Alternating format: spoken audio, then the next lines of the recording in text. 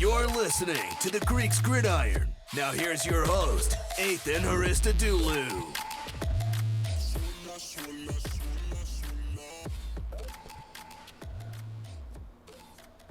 Welcome back, everybody, to the Greeks Gridiron. I'm Ethan Haristadoulou, and it is time again. We've got to make some predictions. There are only 3 games left in this NFL season. We've got 2 this week with the AFC and NFC Championship, and then, of course, in a couple of weeks, we will have the Super Bowl remaining and just that one final matchup to discuss.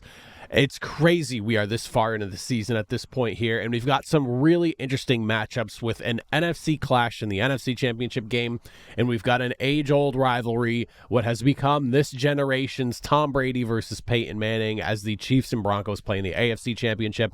There's so much to get into with both these games. I invite you all, comment down below, let me hear from you all, and just kind of like I guess you call it like a question of the day sort of thing, because I'm curious to hear what you all think about this as the news has been coming out the last few days. You have Ben Johnson going to Chicago. We have Aaron Glenn going to New York. Mike Vrabel, was it like a week or 2 ago? He went to the Patriots. And then you have a guy like Liam Cohen who said, you know what? No, thank you. I don't think I want to go and coach for the Jaguars in Jacksonville, which ultimately led to them firing GM Trent Baalke.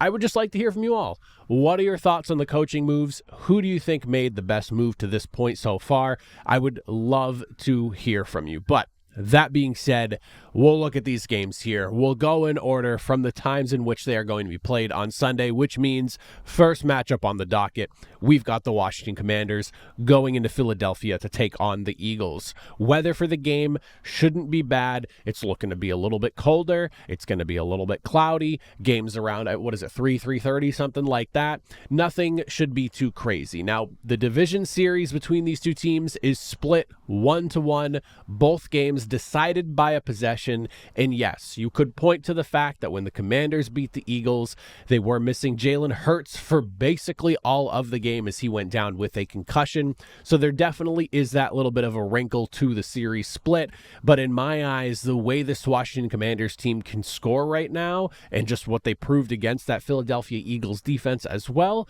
I think they have every bit of the chance to win this football game. Now, the big thing on the topic of Jalen Hurts and health is going to be just how healthy he's going to be in this game. I would be pretty shocked to find out that Jalen Hurts is not playing come Sunday. That would be, there's no way, not with what is on the line right now and where we are in the season and how close we are to the finish line. I know the knee thing is something people are talking about. There is absolutely zero chance in my eyes that he misses this football game unless his knee literally falls off his body.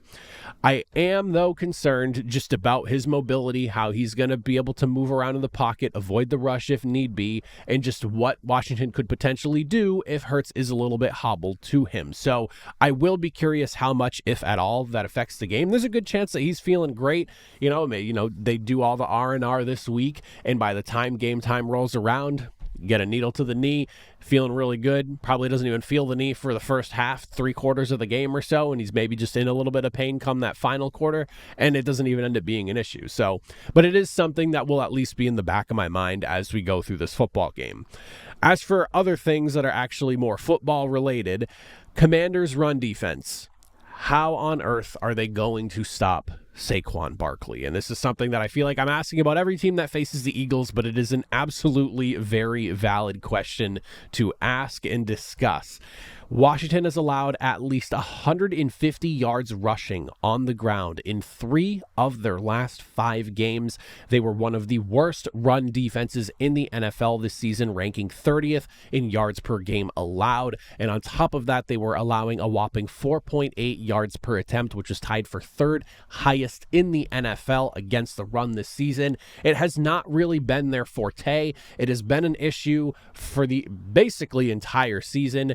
They've only had one really strong performance slowing down the run as far as the last 4 or 5 games go, and that was against the Tampa Bay Buccaneers. So there's a chance, but at the same time, Saquon Barkley, he's been playing on another level. He has just been so unbelievably good to literally this point in the season. I mean, he's got 2,329 rushing yards to his name. That includes his couple of playoff games as well. And this is where it all starts for Washington.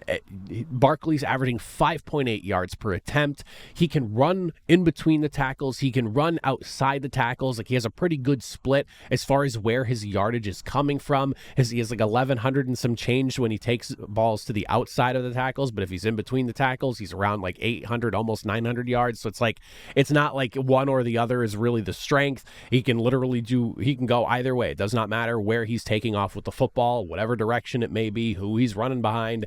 He's going to hurt your defense. And I said this last week about the Rams as well, and I think the point can definitely be reiterated here. It's not about stopping Saquon Barkley, because you're not going to do that at this point in the season. That's just not realistic of an ask to have. It's just how much can you slow down Saquon Barkley? And what does slowing Saquon Barkley down? It's just trying to keep him as close to 100 yards rushing and not letting him go too far over that number as possible in my eyes. It feels like he is good for 100 yards at minimum every single game. And at this point now, that's basically the best that you can hope for. Is if he hits 100, try to keep him as close to that 100 mark as possible, and hope to God you're not allowing him to average anywhere between 4 to 5 yards, maybe 6 yards per carry. Four honestly is probably going to happen. So I would say maybe 5 to 6 yards per carry, considering his average is literally 5.8. But it all starts with, in some capacity, trying to contain Saquon Barkley. The other thing that I'm looking at on the flip side here, a lot of defensive things that I'm looking at for this one, is just going to be Philadelphia's defense and how they can contain the threat that Jaden Daniels has evolved into his first year in the NFL. He has 7 games, including the playoffs this season, where he's totaled over 300 yards of offense. He has the 4th fastest release time in the NFL this season as a rookie. Again, 4th fastest release time as a rookie. He is second only to Lamar Jackson this year in the rushing yards that he has had on the ground using his legs. And I mean, the connection that he has shown with guys like Terry McLaurin this season, they hooked up for 13 different touchdowns this year. Jaden Daniels has been incredible to watch, especially when he starts making really good decisions to take off with the football. And that's one of the things that has really impressed me with his game. Is it's not that he's mobile, that he can extend plays, that he can take off with his legs. It's when he chooses to actually do so. Philadelphia's hands are gonna be full. Somebody's gonna have to play that spy. I would probably look to somebody like Zach Bond to maybe handle a lot of that load, but there's plenty of capable defenders that you can use to spy. But I will definitely be interested in how the Philadelphia Eagles plan to utilize that and who they send towards him, if it's like a multitude of guys or if they're just going to look at one guy this week and go, you are making sure Jaden Daniels isn't gashing us on the ground, and we're going to hope that our defensive front is able to get after him and bring him down and keep him from getting too far outside the pocket. But if he does, it's either you or maybe just you kind of deal. So I'll really be interested in seeing what happens there. Those are kind of the big things for me in this game. As for who I think is going to win, though, this is a really tough one, and I've been going back and forth about it a lot. Both of these games, to be completely honest with you, again, the division series is tied 1-1. We've seen Washington beat Philadelphia. Yes, of course, Jalen Hurts was down in that game, but even in the game that Philadelphia won, it's not like it was a runaway game. Again, one possession game where if a couple things went Washington's way, we're looking at a potential sweep by Washington. So, I mean, this is close. It's not cut and dry, and I was again, and I always say this, not a betting channel, no bets here being made, but I did find it a little bit surprising just how heavily favored Philadelphia is in this game. Like, I understand home field advantage, and in my eyes, from top to bottom roster-wise, you could maybe make the argument that Philadelphia is the better overall team than Washington, but Washington seems to be better than the sum of their parts, and that is definitely something that has been weighing on my mind all week as I've gotten ready to do these predictions here. That all being said, I think I'm going to go with the Philadelphia Eagles for this one. For me, and going back to last week against the Rams as well, even with Jalen Hurts out of that game, the last time the Commanders played the Eagles, it came down to the absolute wire. And then last week with Jalen Hurts hobbled, but still able to be in the game and still play, they found a way to win. And a lot of it had to do with Saquon Barkley's ability to run. I'm assuming that the game plan is going to be leaned heavily on Barkley and just what he's able to do to this defense here. And with the struggles that we've seen from Washington, a lot of people have been saying this whole they're just going to lean on Washington for 4 quarters and eventually they're going to break the defense. And maybe that is what's going to happen. That's kind of been what Philadelphia has done this season, just Saquon Barkley getting better and better as the game goes on. And by the time you're in the 4th quarter, and we even literally saw it late in last week's game against the Rams, Barkley rips off a massive run that ultimately ends up being like the straw that breaks the camel's back. So I really like Washington in this game to pull off an upset. I really do. And there is a piece of me that feels like it's going to happen because in the NFL's dream scenario, you have them winning and then you have a rookie quarterback potentially winning a Super Bowl going up against either the Bills winning themselves their very first championship or the Chiefs potentially making history in three-peating. So you have like win-win-win scenarios if it's either Washington and whoever on the AFC side ends up playing. As far as historical factors go, obviously Chiefs three-peat's a little bit more important than that, but that is kind of where my head is at with Washington winning. But overall, I think the Eagles are the better team amongst the two, just from top to bottom roster-wise. So I'm going to go Philadelphia. They'll get the win. It should be a tight contest like 27-24. I don't think either one of these teams has a potential to run away with the football game. It's going to be a divisional matchup, the 3rd time the two teams have played, and it's going to be tight. And then we have ourselves the AFC Championship. The Buffalo Bills going into Kansas City to take on the Chiefs, the number 2 seed that has a win over the number 1 seed already, 30-21 victory back in week 11. It's going to be cold and cold and cold. And there's, other than that, no real weather to worry about. But both these teams, cold weather teams, they both can play in the snow if need be. But it's just going to be cold, cold, cold for this one here. The first thing that I'm looking at, and a lot of this has to do with just what we've seen from the Chiefs since the last time that they've played the Buffalo Bills, is if Buffalo can once again come away with a stolen couple of possessions. I'm saying you want to steal at least 2 from Kansas City, and we'll get into why that is in a second here.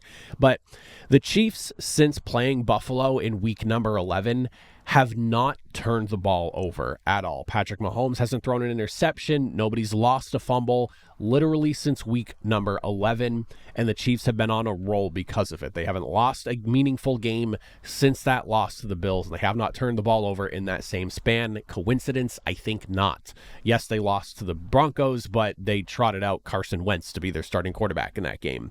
Now, the big reason why I'm talking about this is because in that first matchup, came away with a couple of interceptions from Patrick Mahomes. That was obviously huge in stopping drives from them scoring, but also giving the Bills a couple extra opportunities that the Chiefs ended up losing. The reason I'm saying that this is important here is because if we go back to the beginning of what is like this potential three-peat situation that we are in with the Kansas City Chiefs right now, of the games that Kansas City has had 2 or more offensive turnovers, which is 21 games since 2022, the beginning of that year, the Chiefs are 16-6, which is crazy considering that they're winning that many more games when they turn the ball over twice or more, but they are 16-6. Now, 6 losses, that is clearly how you get it done. You're stealing possessions from the Chiefs. You're not allowing them to get the ball into the end zone. You're hopefully capitalizing on those opportunities that you are getting from them as well, because it's not just about getting the turnover. It's about getting the turnover and putting points on the board because of it. And the reason I'm saying that is notable is because when you look at the Chiefs' record with just 1 turnover or less offensively, 37 of those games played, 33-4. If you don't take the football away from Kansas City, they don't really lose. It's literally in the numbers, and it's a historical factor at this point here. If you aren't forcing Mahomes into mistakes, or if you aren't just ripping the ball out of somebody's hands to give your offense an extra opportunity or two, you're probably not going to beat Kansas City. Buffalo, again, came away with a couple of turnovers the last time they played this season, back in week number 11. You have to get that 2 turnovers or more. You absolutely have to. The other thing, offensively, Chiefs, Bills. Quite a bit of a discrepancy between these two teams here. The Bills finished the season averaging basically 31 points per game, the exact number 30.9. Buffalo, during this postseason run, these last couple of games, sitting on 29 points per game, so it's not like the offense has really slowed down at any point.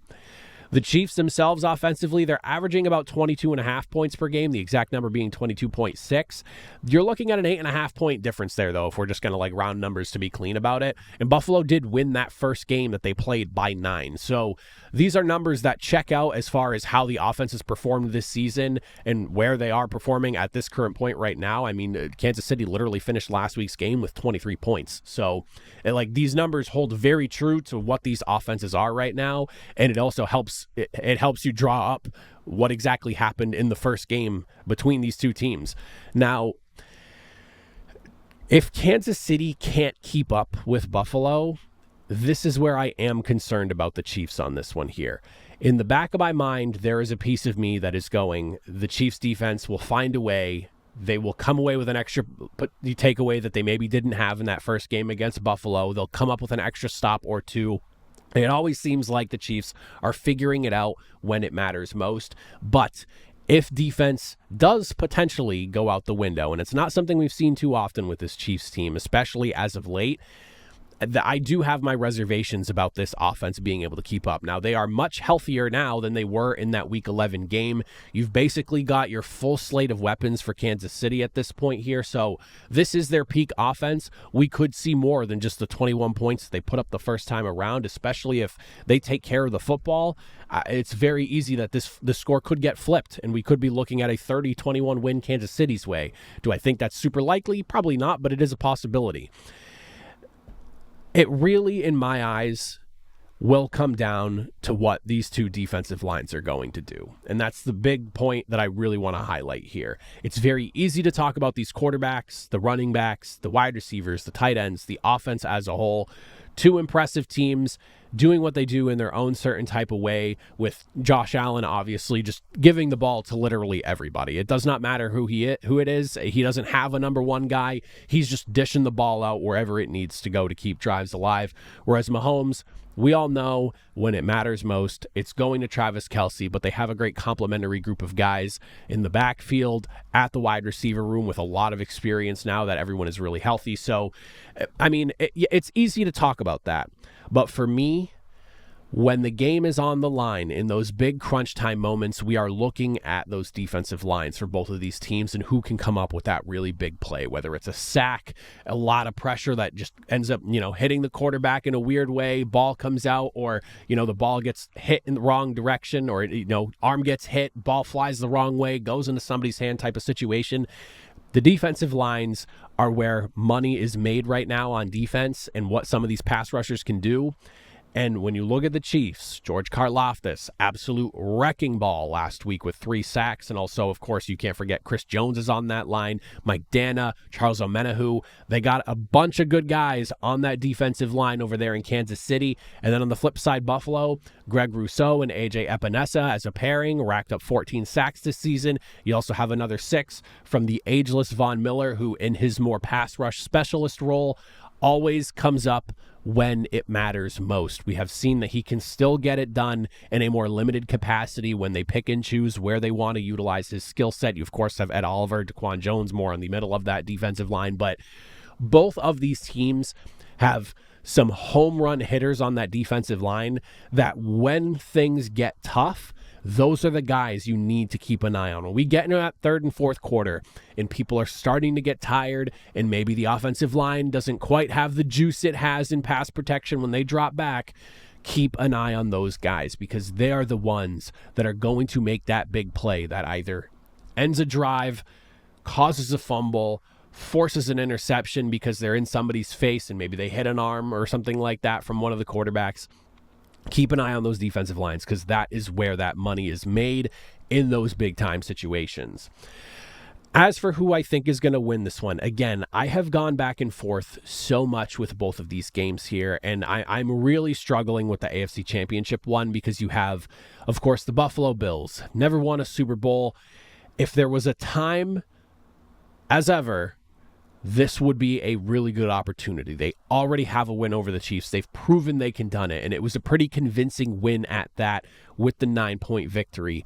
But then you have the Chiefs in this unbelievable situation where they have history on the line. There is so much pressure on them, but it has not been a problem for them the last basically 3 years at this point now with how much time we've gone through with this Kansas City run here.